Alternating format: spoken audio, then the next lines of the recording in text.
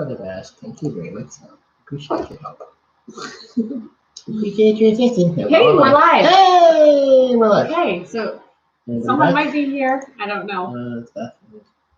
Hi. Okay, so we had to change computers. So we are back now. And I don't know exactly where things ended last time because our computer just stopped. So Mark did a good job running around and changing. So if he has a spell, it's because he doesn't think he was. And our funny thumbnail is because we sat there smiling at the camera for like 30 seconds and it didn't go. So finally it came. So we're back. I hope some more people join us, but I'm going to start where I think we left off. We were talking about hospitality. I'm going to take off my glasses because I got a glare. So we were talking about hospitality and how you should think outside your box of how to be hospitable to people. And we are definitely not experts at this hospitality thing. We definitely have a lot we can learn, and so share your hospitality tips with us.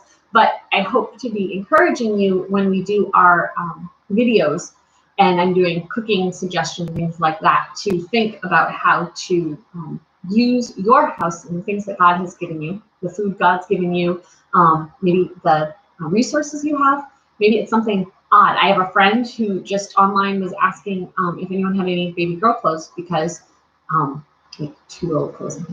Her little one is growing out of stuff, and with this quarantine, there's just not stuff around. And that would be a great way to show love to somebody else if you had that. I don't have any baby girl clothes, so I can't do that right now. But just thinking through ways that you can bless others. But we also want to share that hospitality is a way to be able to reach out to people who aren't just Christians. The Bible talks about showing, I don't remember how it talks about it, but within the family of God first, making sure that you're helping take care of those people within the family of God. But we're also supposed to be reaching out to other people and discipling other people, like Mark was saying, go and make disciples of every nation. Go ahead. You keep talking to the computer. I'm going to. Okay, I can't see my face, so if I'm making funny faces, it's okay. We're good.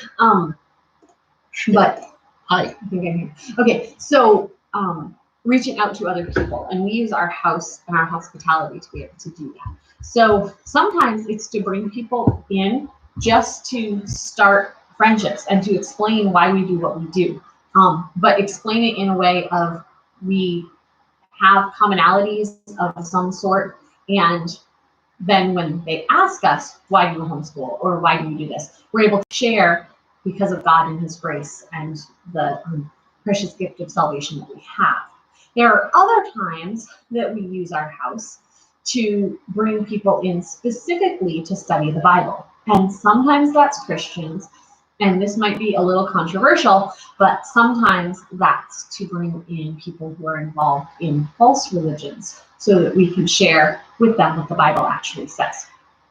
And I know that some people believe it's wrong to bring those people into your home and everything, but it's a way that we have found to be able to minister to them. When the Bible talks about having, I think it talks about having a meal with somebody who calls himself brother. Right. And that's the verse we've had people to us about. 2nd or 3rd John, they say that there are people who are false teachers and you shouldn't even eat with such a one.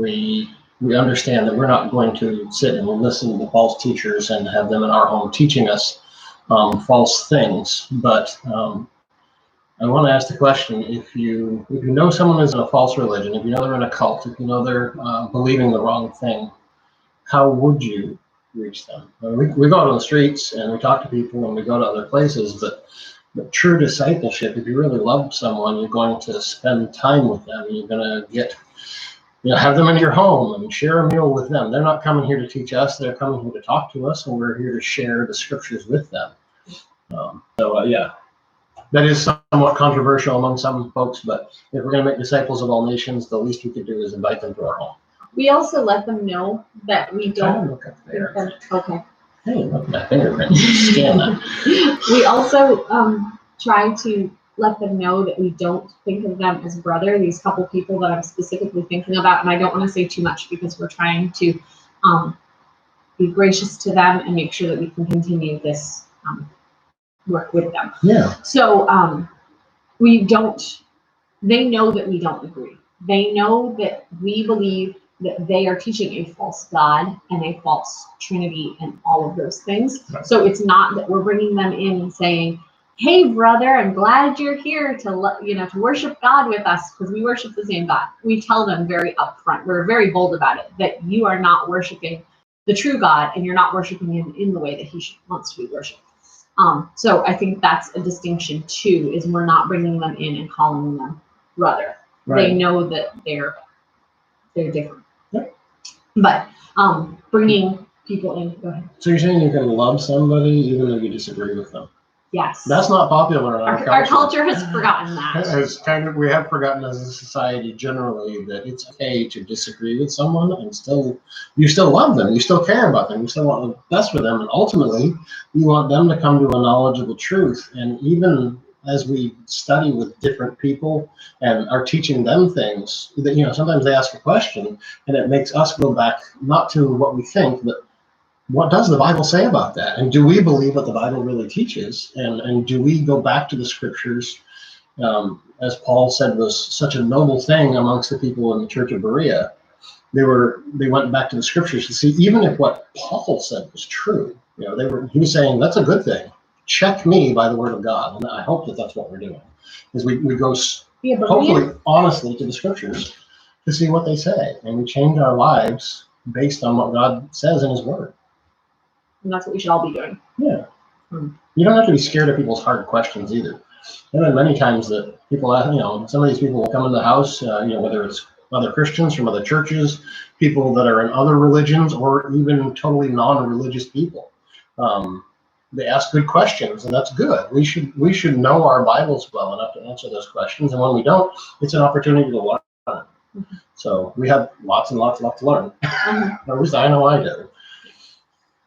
And we also we fellowship with people. There's a different level of fellowship. If you're watching this and you're not a Christian, it's hard to explain the fellowship with other people who also believe in God and are trying to do. Mark's gonna play with my computer so if it moves. Who are trying to do what God has asked them to do. And some of the people we were talking about earlier, we don't necessarily agree with all of their own thoughts on the Bible or the interpretation their church takes on certain things in the Bible. But I can tell you that we have one. Hi, see you, Angela. Well, I see you that you're there. I'm glad you can see us. Thank you for coming back. Sorry. So there are people, somebody that we saw while we were on vacation, and again, I'm not going to name names because I don't want it to sound harsh in what I'm saying. But we come to a very different conclusion on certain biblical aspects of the Trinity and things like that. But we love this family, and I know that I know that their family is looking to the scriptures for answers. And while we might not exactly come to the same conclusion on it, it is so much easier to talk to them, even with our differences, when they're going back to try to worship God in the right way, instead of just saying, no, this is how I feel, this is what I want. God knows my heart. We've heard those before. God does know our hearts, but that's not necessarily a good thing. Right. Believing the wrong thing sincerely doesn't make it any more right. I mean, I believed a lot of things over the course of my life that doesn't mean they're true just because I believe them. I mean, we don't want to make fun of how people believe, but we want to know the truth. And I think again, that's where we stand. Is the Bible is the Word of God. It tells us who we are and why we're here and what we should do with our lives. So these brothers that we've had come in that believe in a false religion, we very much point them to. We all want, The men. Oh, sorry, the men we've had in. Sorry, I didn't mean to say brothers. Wrong word. The men we've had in, they are. We're trying to teach them to study the scripture instead of listening to what their church elders teach them, the elders of the cults teach them, to be learning, like, what does the Bible say? And how does that compare to what you're being taught? Because any of us can fall into listening to a heretical person. But if we love people, we want them to know the truth. Right. I was just going to say, lots of pastors can use Bible verses pulled out of context to say lots of different things. Any of us could be guilty of that. I know I could be certainly. And so we need to make sure that we are going back to the scriptures to see why we believe those things. And there's multiple parts in the Bible where it talks about making sure you're doing something in good conscience, that you've actually studied something out and you know why you're doing it. With the church we used to go to, the women wore head covers. And some of those churches, if a visitor came in, they would just hand them a head cover. Here, stick this on your head. But if you don't know why you're doing it, I'm not saying it's wrong to put it on your head if you don't understand it. I started wearing it not totally understanding it, just saying, I'm looking at the Bible, it says cover my head, I'm going to cover my head, but I don't understand it. But be able to know why you're doing it. So like with our kids, we don't want them to touch, we don't want them to touch the hot stove. Right. And so we just tell them as a toddler, don't touch the stove, it's hot, don't do it, don't do it. But as they get older, they need to learn for themselves, okay, this is an okay time to touch the stove. This is not an okay time to touch the stove. Yeah. And they need to get that into their innermost being so that as a teenager, we're not still telling them, no, don't touch the stove, because they're just going to put their hand in boiling water. That would be foolish. So we don't. And teaching them to find out where to get the answers. You know? Yeah. I mean, there's things we teach the kids as toddlers that we want them to study out because they can. Yeah, like when they're little, you can tell them, just don't jump on the bed because mommy and daddy said so. It may be that you don't jump on the bed because right now the kids have bunk beds. So if you're to stand up and jump on the bunk bed, you hit your head. There may be places where there isn't anything above the bed, that would be totally fine. But there may be other places where there's nothing above the bed. But, you know, so-and-so has scoliosis or well, like, right, for our kids, we don't do trampolines because we have multiple kids who have been diagnosed with loose ligaments. And they have knee issues and have hurt their knees regularly. And then we have Josiah, who's got a cerebral palsy, and he broke his ankle walking when he was a baby. So for our family, it's not safe for them to do trampolines. But as a baby, you know, as our 2-year-old, our Uriah, we just tell him, no, you're not going to jump on a trampoline. Our 10-year-old knows he's going to hurt himself if he jumps on the trampoline, so he doesn't do it. Even if he doesn't understand the mechanics. Right. We still don't have to regulate him in the same way. Right. And so. I think we also teach them to search out. Want to teach them to search things out. We're looking for wisdom in the Bible. We do believe that the Bible is not just the sole authority for how to run the church, but how to live our lives, how to know what is true. And so if our kids come up to us with a question, you know, why do we do this, or why don't we do this, or why do these people do this or not do this? We send them to the Bible. And I know it's very easy as parents for kids to come up and ask us something, and for us to say, just because we do. Just listen to mommy and daddy, that's what we do, just do it. But we want them to question. Yeah, we don't want them to be little robots that just, okay, I was programmed to do this. Yeah, we teach them logic, and that sometimes backfires on you. When you tell your children you should obey the speed limit and obey the laws, well, and then they learn to read the speedometer. Yeah, we got multiple kids that can read the speedometer over our shoulder, and if you get over that, then they will remind you. Now, we don't do that willingly, but sometimes when you're not paying attention, it's still our duty to do the right thing, even if it's we're not paying attention. Right. I don't drive, so it's all on her. All my fault. But no, we are very careful to try not to speed. But there's the times you're going down the hill, and if it's going a little faster, the kids know, you know, oh, it says 50, and your speedometer says 51. Yeah. So, yeah, definitely. And they'll get on you about 51 too, because we've told them, you know, this is the standard. Yes, there are times when we're not trying to transgress it, and you fall over the line, so to speak. But that's why, like I was talking in one a while ago. One of our other live feeds, that we try to live, you know, if this is the line God's set, like for modesty we were talking about, and we have decided for our family, we're going to wear longer skirts. We want to be way over, we don't want to be walking the line and being like, so are these shorts too short? We'd rather wear the extra long skirt, and, you know, I'm not saying it's a clothing thing, but I'm just trying to explain this. Yeah. Explain this. I don't want to be on the edge of what could be on either side of the line. If we stay over here, you're not going to follow the line. But with speeding, if you go too slow, everybody behind you starts honking at you. So that's hard. You got to be like on the line. That is hard. And we just got back a month and a half ago. We did a 44-day trip from Maine to Florida via Tennessee and Georgia and some other places. That's what we got to see. With our 15-passenger van and a 26-foot travel trailer behind us, and things happen, like unintentionally, but I don't know where I was going with that. I don't think I was. We never got stopped by cops. I wasn't speeding. I don't know what that had to do with. No, I don't know either. That sounds like I'm sure it had something to do with something. This is what it's like living with me. Just dealing with a malfunctioning brain is sometimes difficult. So I'm sure I'll think at some point in my life what I was trying to say there. But yeah, we were driving somewhere for something. So anyway, the hospitality is something that makes us a little peculiar because we do want to have people in our homes. And while I said we didn't have it perfect, we know that there are a lot of people who don't know how to accept hospitality or how to perform hospitality. We went to a church where we tried to invite people home every week after church, and we barely had people. We had visitors who had come to the church who were just like on vacation that would come over, but church people, we couldn't get them to come over. So that was kind of disappointing. But if you're interested in what I have to say about hospitality beyond what we happen to come up with today, we actually have a whole playlist on YouTube. So if you check that out, there's a hospitality playlist of like 10, 12. Of how people have shown us hospitality around the country. So that was great. People we learned from. Yeah.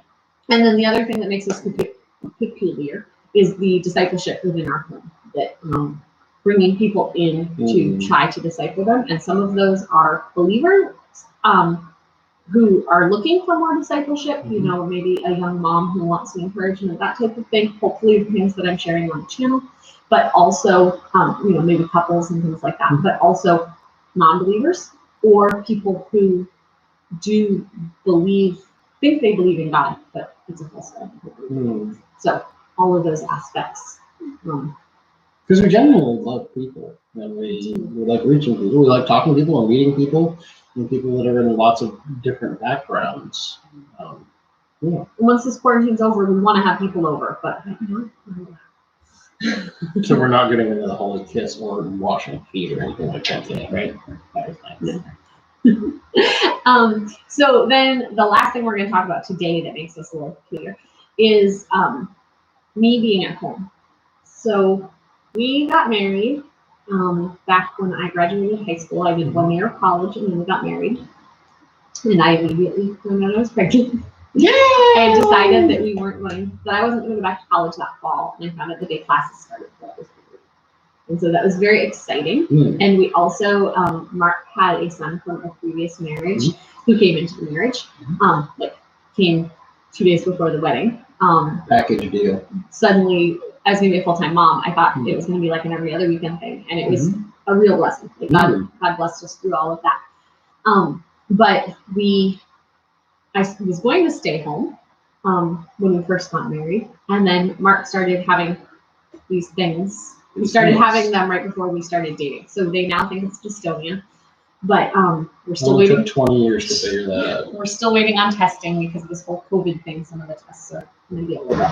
But we got married in June. Found out so got a child in June immediately.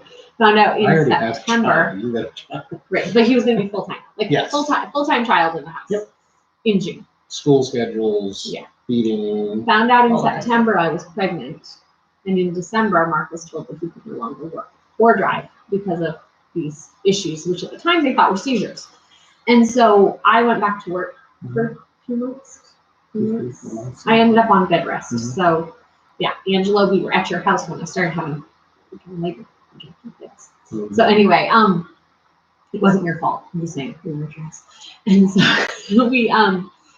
I went to work for a few months and then had to go home to be on bed rest and have the baby. And during that time, we were just discussing what God would have for our family. We were baby Christians when we first got married, and so we we're still learning a lot of what the Bible has to say.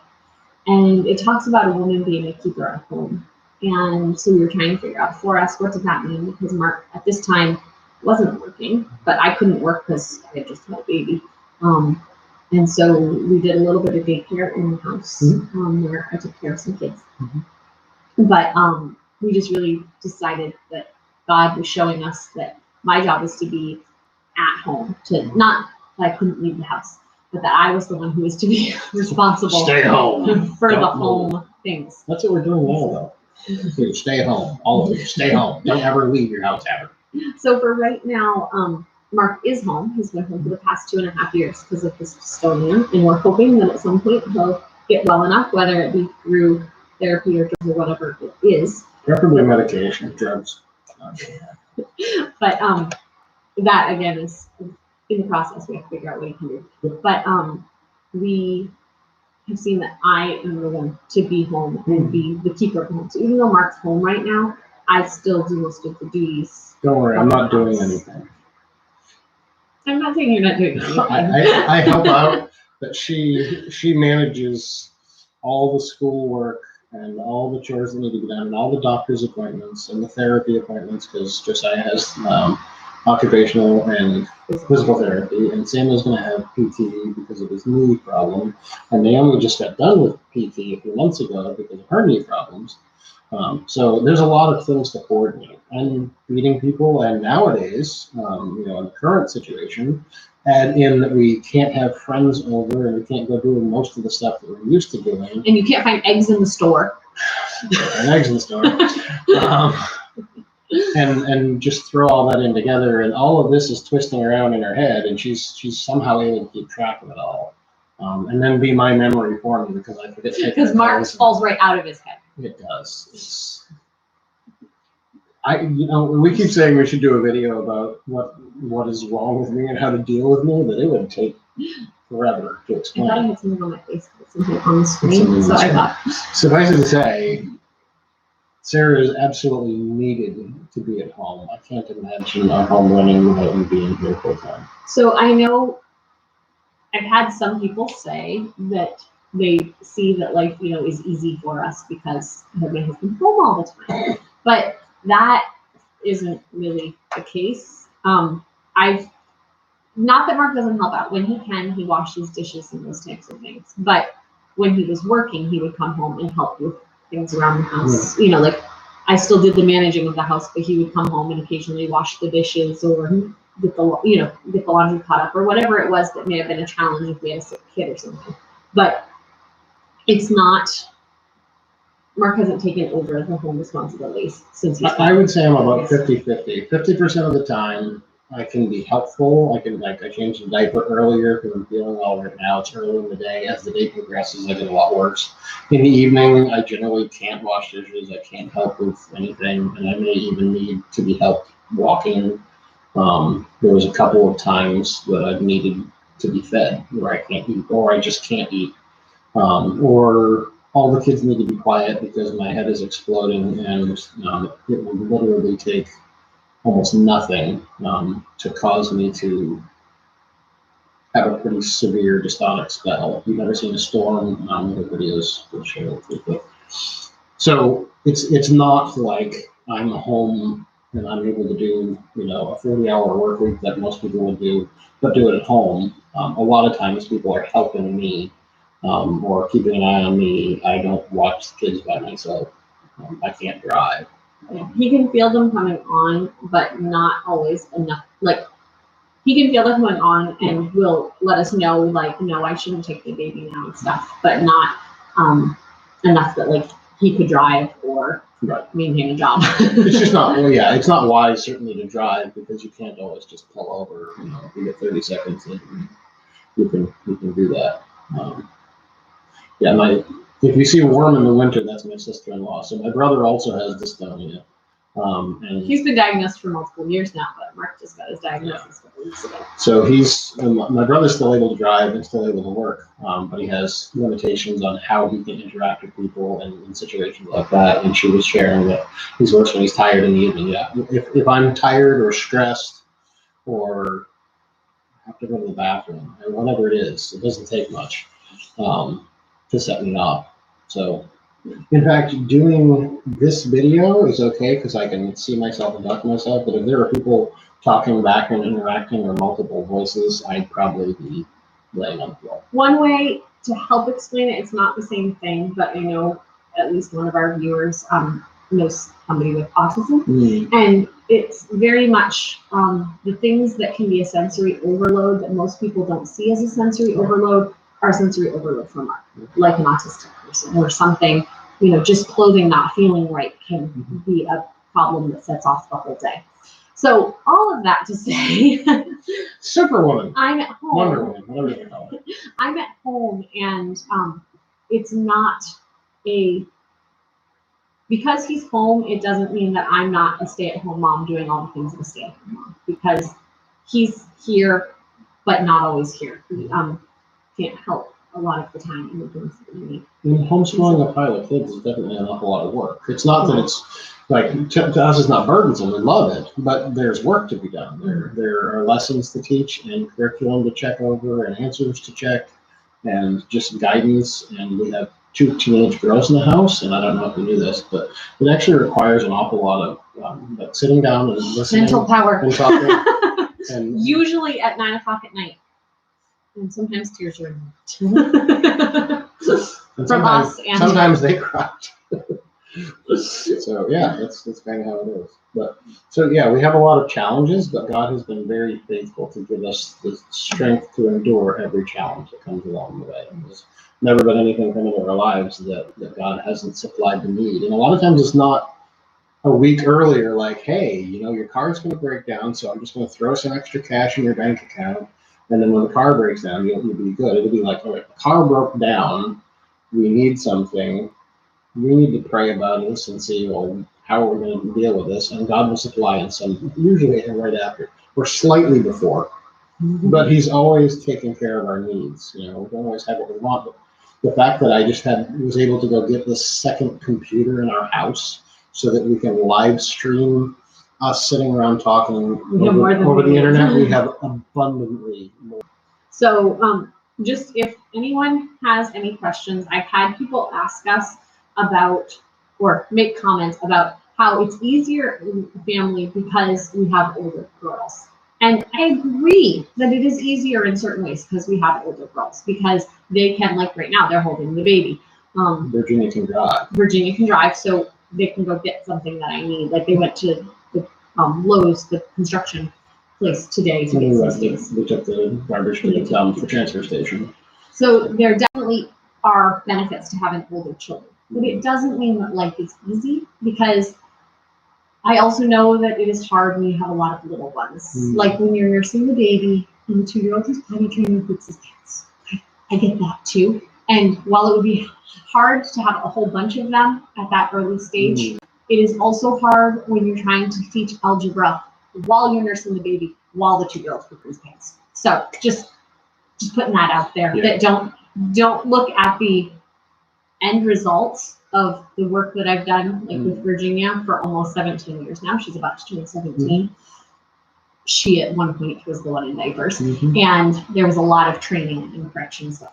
Because I had a lot of people who are like, well, it's just easy for you because you have older ones. But at one point, they were all little ones. I've heard that with the Duggars too, when they were so popular on TV. Oh, well, it's just easier because she has all the older kids raising the little ones, and it's like she had only the little ones. Even if the older ones were able to do all of the cooking and cleaning and maybe laundry, there would still be diapers to change that we don't hand over to our children. Diapers are changed by mom or daddy. Correction. Primarily mommy. Correction, instruction, sitting a child down and saying, okay, you hit your brother, what was going on there, and why did that happen, and what are we going to do about it, and how do we make reconciliation? Yeah, the older girls can say, hey, mom, they just hit. Or they can say, hey, Josiah, you're not supposed to hit your brother. But the actual, having to go in and have the discussion with the child, that falls on parents. So, there's a lot of other work that goes in. So, but it's also hard when you're in the trenches with just little ones. Things do get easier. Well, things get different. Things change, yes. things change, and I think you grow in your ability to deal with things. Like, you know what, something that might have looked like a crisis, like this morning with. So our 2.5-year-old is potty training, and so he didn't quite make it this morning, and it was a number 2. So that's a mess to deal with. And at the time that happened, Virginia and I were at the transfer station taking the trash and going to get things.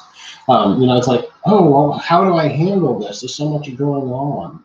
How do I deal with it? I don't know. Like that isn't that big of a crisis. It's not that big of a crisis, but when you're in the midst of it, it does feel. Mm-hmm. So while everybody's at home, reach out to those moms with children of all ages and just encourage them that, Mom, you're doing a good job. Because it's very easy. I saw something on Facebook where lots of people will tell a mom, oh, you look tired. I know I'm tired. I've had a lot of stuff to do. But encourage them that you're doing a good job. You're standing in the midst of it. So telling a mom of however many children of whatever ages, hey, you look tired, is about like saying, hey, you look fat. It's not helpful. it's just not helpful at all. It may seem like a good thing to do to say, wow, are all those children yours? Yes, they are. And they're like, wow, I couldn't even handle my 1 or 2. Okay. Would you like to talk about that? I mean, we'd love to help you and encourage you in that, but it almost seems like it's. I remember when I had 1, 2, and 3, and it definitely felt like I couldn't handle more. Mm-hmm. God gives usually 1 at a time, and you have time to work them into your system and handle husbands and everything. Mm-hmm. So, but yeah, that's something that makes us a little peculiar is that I am a stay-at-home mom, and we do a lot of things to make it available for me to do that. Currently, because Mark can't work, we live on a limited income with his disability. And so we have to make every dollar stretch, and that's why we do the videos that we do, and we hope that they're an encouragement to those people who maybe right now, we know some people who have lost jobs because of this coronavirus, and just using the resources that you have. God is good, and He has always provided for our needs, even if it doesn't look like what everyone else around us has.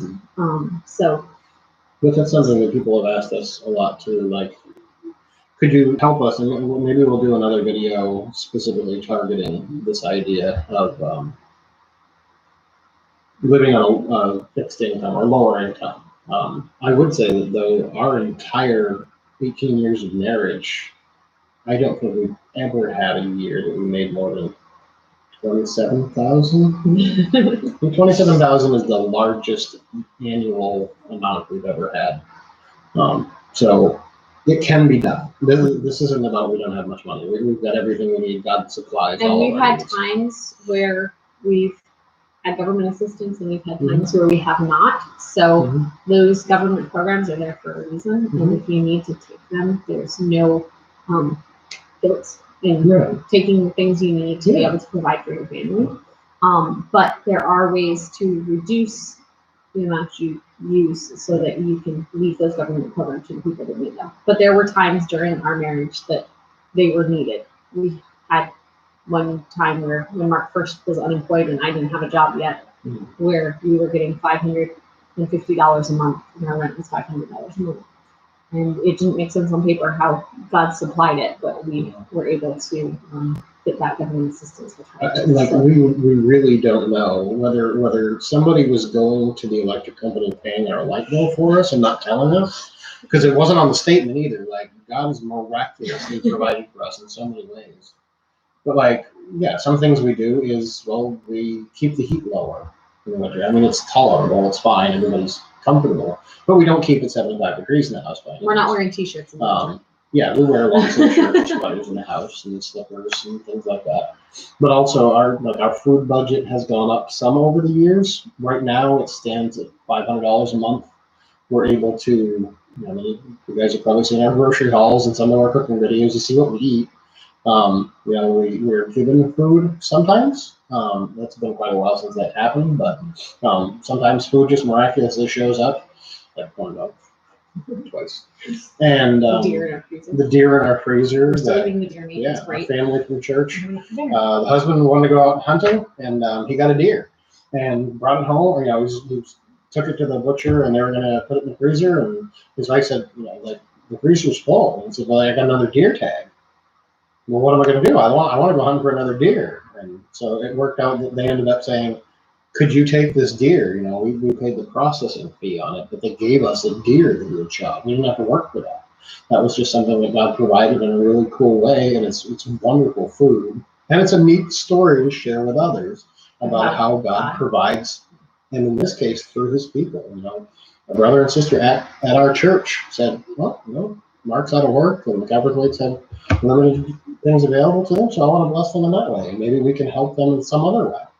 Or maybe we can't help them, but we can continue to show hospitality and hopefully be a blessing to others through videos and things like that. But yeah, all of that to say that we don't. If you need to use those programs, then use them to do what you need to for your family. But also, there are ways to cut your budget and to be able to live on a smaller income. Remembering that God's the one that provides, and maybe those things that you're not able to get on the limited income are things that you don't need. So there's a lot of things in our house that we don't need. I was just thinking, a friend from a local computer shop came in, wrote to me out of the blue last week and said, hey, I put this laptop that through a series of events was available and it wasn't going to cost anything, so he dropped it off for us. And so that was really neat. And the desktop that we use, our main computer, that was given to us. A family member passed away in a friend's family, a friend from church's family. Someone passed away, and they said, we don't need this computer. The Copperthwaites would use it. And sometimes it's, you give us something, we build something new out of it. Or many of a million things, hand-me-down clothes, or it's nice to be able to share with others too, because we were able to do that because of different things that come into our lives. When we don't need something anymore, or when we see someone needs it, we were able to drop off a bike to someone just last week. Just neat ways that God provides for us through his people, and then gives us the opportunity to bless other people. Yeah, it's really neat to see God at work in the hearts of his people. So, that was our list. That was our list. The list today. is for today. If you have specific topics you would like for us to address, that would be just give us a message. I know we do want to work on. Someone asked about intermittent fasting. There's a discussion there. Yes. Somebody else asked about how you work for the income. We could do some specifics on that. So if you have any other ideas, feel free to let us know. So we're planning to do a live stream every Saturday at 2:00, and sometimes there might be children here, sometimes there might not. Uriah may have taken a nap while we were in here. And we'll plan to continue to go through our list of things that make us a little different. These are all things that we have studied out in the scriptures and feel convictions for our family to be able to do in these different things. And so we're just going to share with you what these things are. We've had people ask us. So that's all. I guess that's all. Thank you guys for joining us. Hi, everybody. Thank you. See you next Saturday. There's an end stream. Click. 3, 2, 1. Bye.